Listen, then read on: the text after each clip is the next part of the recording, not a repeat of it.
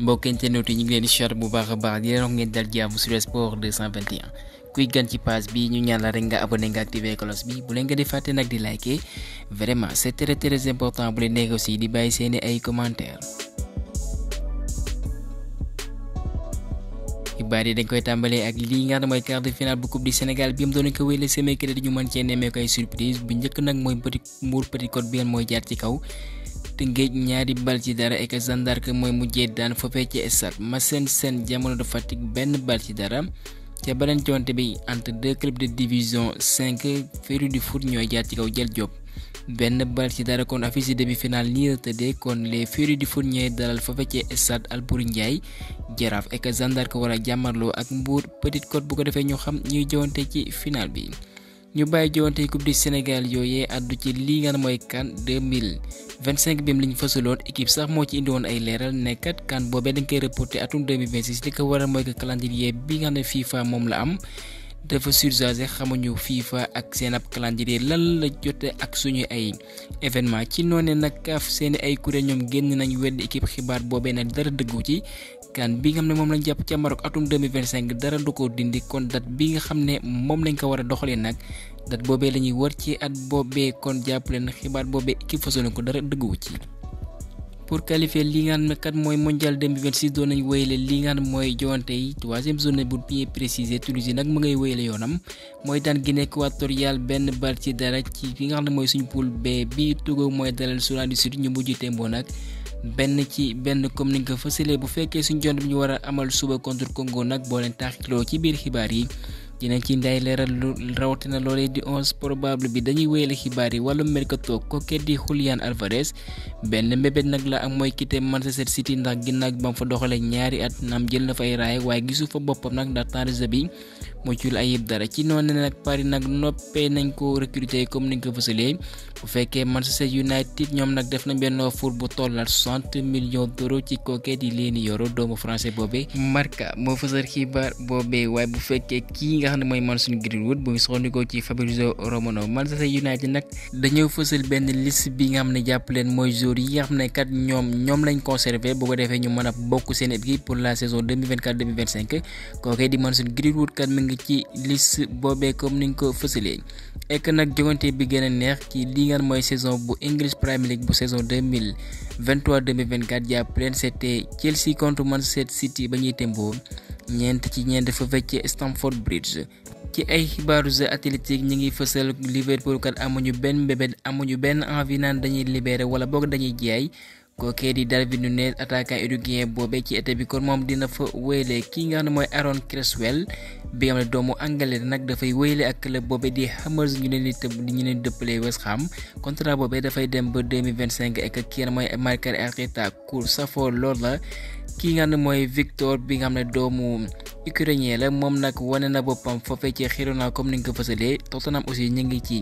mbir moomee bu ko defee kat ñu mën ko dalal AS moo fësal xibaar boobee ñu wéyale xibaar yi West Ham ñu delluwaat seen ay xibaar ñoom kat bëgg nañ kii nga xam ne mooy ko sunu bés bu jógee ci Leverkusen ñu dalal ko toujours bu ñu soxandikoo ci athlétique ek nag jàpp leen bu baax kii nga xam ne mooy Calvin Ramsey xabale nañ ko foofee ci Wigan doomu écossais boobee ba fay bawoo ci Liverpool Antonio Conte nag ba dafa bëgg a signé kookee di Pierre-Emerick Aubameyang bi nga xam ne mi ngi doxal foofee ci Napoli Corriere dello Sport moo fësal xibaar boobee ñu wéyale xibaar yi ci beneen portier kii nga xam ne mooy Rémi Matouz su prolongé na contrat ci sa place buy dem ba 2025 kookee di Erling Haaland dafa amal triplé nag seen jonte bi ñu amal contre Kosovo ñetti bal ci dara lañu daan moom moo fa jaar vraiment nag malheureusement du doxal ci leen mooy Euro bi naam moom xarañ na lool voilà waaye malheureusement amul ay jàppale comme ni nga koy wax mooy équipe collective la et que individualité donc du compte Chelsea nag bokk na ci course bi bu ko defee ñu mën a signaler défenseur allemand boobu mooy Jonathan Tah boo soxandikoo ci sa bild. Dybala noppee naa quitté club bi nga mooy AS Roma ci été bii nag buy soxandikoo ci Sky Sport ek nag benn mbébét la mooy mu utali ci Premier League waaye fësalaguñ club bi nga xam ne moo ko war a dalal. West Ham Manchester City nag amoon nañ benn accord bu tollal ci 90 millions d'euros pour transfert bu Lucas Paqueta ci été bi waaye loolu est-ce que dina mën a antu ndax moom kat voilà maanaam dañoo entamé benn procédure d'enquête ginnaaw bañ ko tuumalee ci wàllum carte xaalis. et que foofee ci Angleterre moom mi nga xam ne mooy Bernardo Silva bi am na jàpp leen club bi mooy Barça mi ngi koy piise ay bën ndax bëgg nañ ko dalal et que jàpp leen sax muy soxandikoo ci Sky Germany Barça kat seen yéene boobee jugaguñ ci. ESPN dafa fësal benn top 10 yi nga xam ne mooy joueurs yi gën a ràññee ko ci saison bi ci wàllum attaque gi nag pour bien préciser moom nag ci ay tànneefam kontewul ci bii yam attaquant yi dugal na nga da cee boole aussi loolee di passes décisives ak seeni ay performance individuelle ci noonu Kylian Mbappé nag nouveau joueur bu Real boobee la teg ca kaw mooy numéro 1 deuxième di Harry Kane troisième di Erling Haaland ci classement wala boog ci top 10 boobee ñu mën cee nemmeeku aussi ku ci mëni Lionel Messi boobee bi am daan doxal ci Espagne club benn mooy Barça dañ fay utali jàpp leen bu baax kii mooy Hansi Flick nee na nag benn yéene la am mooy mu garder wala boog boolekat ci équipe-am kookee di Victor Roque ek sax jot na cee waxtaan ak ki njiitam ek Barça nag voilà nag dafay renoncer idée bi amoon nañ ko di ko ruuma naan dañoo bëgg recruter kookee di Xavi Simons bi ñoo ko formé ñu jaay ko Paris Saint-Germain waaye loolee nag du seen bébét ek jàppale nag destination bi nga xam ne nag moom la gën a jege bu ñu soxandikoo ci sport mooy Berne bi nga xam ne commencé na waxtaan yi ak waa Paris. kuréel bi nga mooy Liga dañoo fësal 11 type bi am ñoo gën a wane seen bopp ci saison 2023-2024 ci tënk ñu mën cee am ko ci mën a Unai Simon le coach Atletico Bilbao voilà mën nañ ci nemee ko ci mën a Lamine Yamal Bellingham Isco Bayern de Villarreal ca kaw am nañ Griezmann ak kookee di Dovbyk le ko meilleur buteur wala boog joueur bi fa dàq dugal Jude Bellingham moom lañ tabb nekkat foofee ci Real de Madrid ak supporter ñu amal vote boobee nekkat moo fa gën a xarañ ginnaaw gi saison bu exceptionnel bi nga wane ginnaaw bi nga joxee raay boobee kontaan na lool. portier Julien Bien mooy Claudio Bravo bi nga xam ne daana doxal foofee ci Real Betis Youssouf Sabaly moom nag dafay bawoo comme ni nga ko fësalee ek nag palmarès sax mën nañ ci nemmeeku gàddu na loolee di coupe bi roi comme ni nga ko fësalee. ñu wax as lëf foofee ci Italie li gën a fees seen xibaar ñu tàmbalee ak club bu Rossoneri bien mooy Milan xaatimal nañ nag premier contrat bu Francesco Camarda bien benn ndaw la boo xarañ ci li muy amal mu toj petite catégorie yi jàpp leen club yu di bawoo fu nekk bëgg ko waaye Milan tey fi mu tey rek jàpp leen nag mujj nañ amal déggoo ak entourage am contrat bi nag dafay dem ba juin 2027 comme ni ñu ko fësalee. et que en tant que jeune liñ déggoog moom mooy que dinañ ko fay 800 000 euros par an pour Insigne ndaw italien boobee nañ ko xaar pour la saison prochaine. kookee di Igor Tudor yoroon na Marseille jàpp leen bu baax nag moom ginnaaw gi ba fa toogee 3 mois kon moom moo jël ndogal ne dafay démissionner. ñu desandi ci technicien italien yooyu ku ñu naan Vincenzo Italiano jàpp leen bu baax moom dafay quitter Fiorentina nag. utali ca Bologne bi am dina doxal Ligue des Champions ginnaaw gi Thiago Motta ba mu fa amalee liggéey bu mucc ayib kon moom moo koy uutu comme ni ñu ko fësalee. et que sax ñu ngi fësal ci këyitu xibaar yi moom kat ma nga woon foofee ci Fiorentina mu def fa ñetti at waaye ñetti at yooyu kat 3 final la doxal yépp la ñàkk mooy que Coupe d'Italie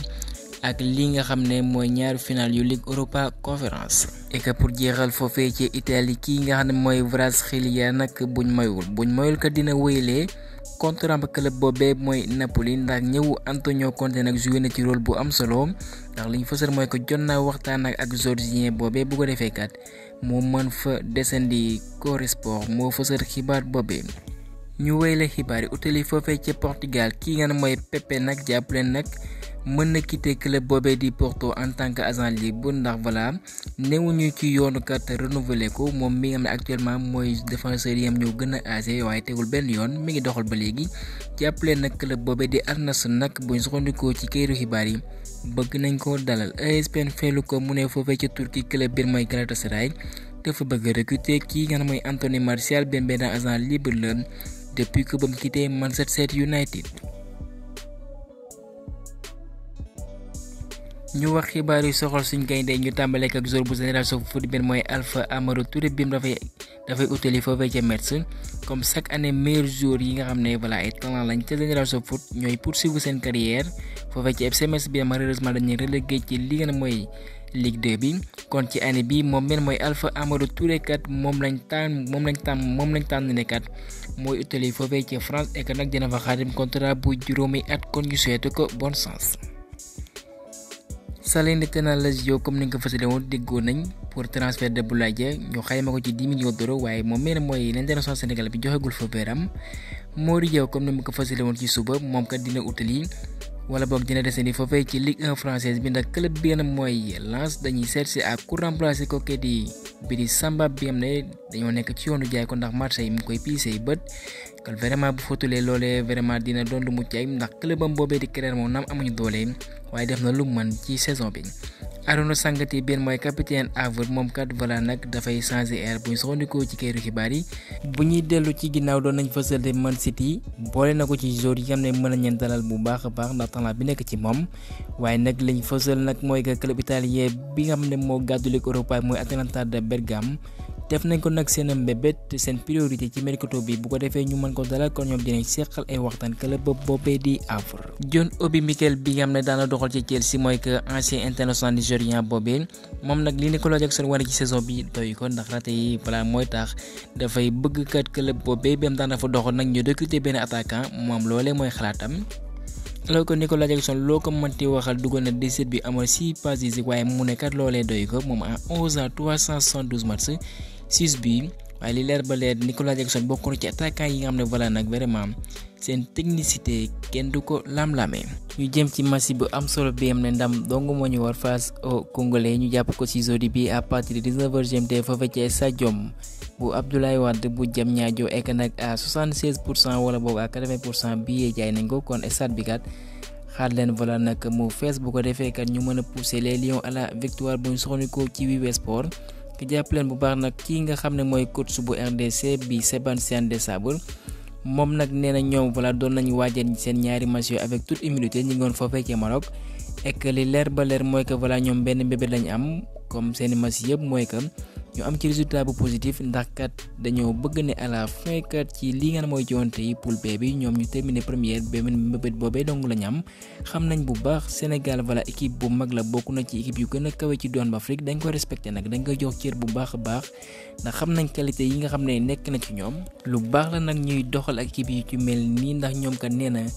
ñu ngi ci benn marge de progression ginnaaw bañ defee kan bu mu caay ñu terminer ñeenteelu place bi. waaye Aliou Cissé feelu ko mu nekkat match bi lu ñu ñor la ndax ndam dong la kat lañ ci séntu ek nag pour delluwaat ci mondial boobee faaw ñu jaar ci kaw Congolais yi kon ñu ngi koy préparer avec beaucoup de sérénité et de concentration ñun ñoo war a def li war na ci terrain bi ek nag match bi doxewuñu ci benn pression comparé ak match yi nga xam ne jàll na suñ ginnaaw kon match boobee dañ koy jouer sans pression ek ndam donc lañ ciy séntu Kalidou Koulibaly mu ne nag jouer sans Sadio Mané ndax xam nañ qualité yi nga xam ne nekk na ci moom waaye nag nee na liñ jotu liggéey ci entraînement nag loolee la ñuy wane ci terrain ndax dans le passé lu ci mane mondial foofee ca Qatar joué nañ sans Sadio Mané kon collectif bi kat liggéey nañ ci bu baax a baax à l'entraînement ek sax voilà nag mi ngi wax ne ndaw yi nga xam ne aussi ñu ngi ci tanière bi ñooñu aussi benn apport bu mucc ayib lay doon ek nag ñu jeexale xibaar bi ak lii nga xam ne mooy 11 probable bi nga xam ne moom lañu séntu ci Aliou Cissé yéen aussi bu leen neexee joxe seen 11 probable ci li nga xam ne mooy commentaire yi kon ci gaay ci camp yi du changer Edouard Mendy Sagna défense bi Niakhaté Kalidou Koulibaly Sangaté bu fekkee il est à 100% nag moom lañ séntu mu doxal waaye sinon Formose Mendy mooy ñëw waaye pour l'instant mën nañ proposer Sangaté nekk nag ci beneen live ba mooy que à gauche on aura un certain Mikayil Faye ci milieu bi le trio Pape Gueye Pape Matar Sarr ci kanam Gana Gueye doon sentinelle et que ci kaw on va évoluer avec un certain Nicolas Jackson et que comme ailier droit propose Ismaïla Sarr à gauche Ismaïla kooku di Iliman Ndiaye donc c'est à eux de prendre la responsabilité avec l'absence de Sadio Mané ndam dong lañu séntu ci gaynde kon ñu ñaan leen bu baax a baax gaa yi yemale foofu xibaar ji leen jaajëfal ba beneen yoon sur le sport 221